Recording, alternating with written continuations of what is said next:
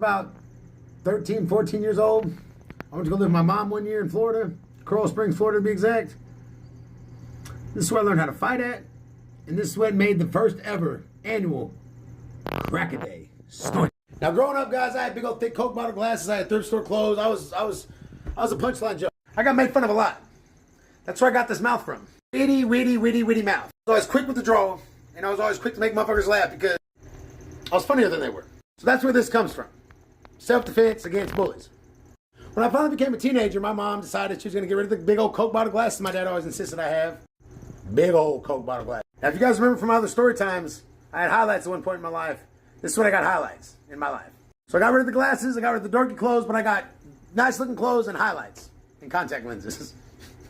Oh man, they love me down there. So anyways, I was already having a tough time down there because on my first day, they had uniforms down there in Florida to where you had to wear a school uniform to school unless your parents signed a waiver.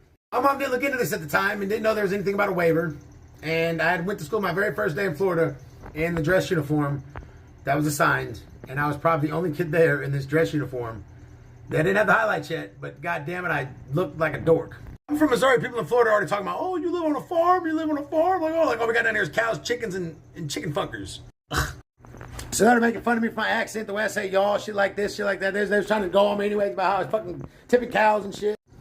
So I gave up one bullying for the next bullying. But this was the place I took my stand. Now, my stepdad, he had a brother. His name was Dave. We called him Uncle Lumpy. He was really big into fitness. He was a, what do they call them motherfuckers that are buff? Buff Daddy Bagwells. He was a fitness trainer. He owned his own protein bar company called New Day Protein. And he was a bodybuilder. That's what I was looking for. Bodybuilder. Body motherfucking builder. This motherfucker was crazy as fuck, too. Listen, this motherfucker knew how to fight, karate, black belt shit. I'm talking about he took me underneath his belt. I started going to the gym.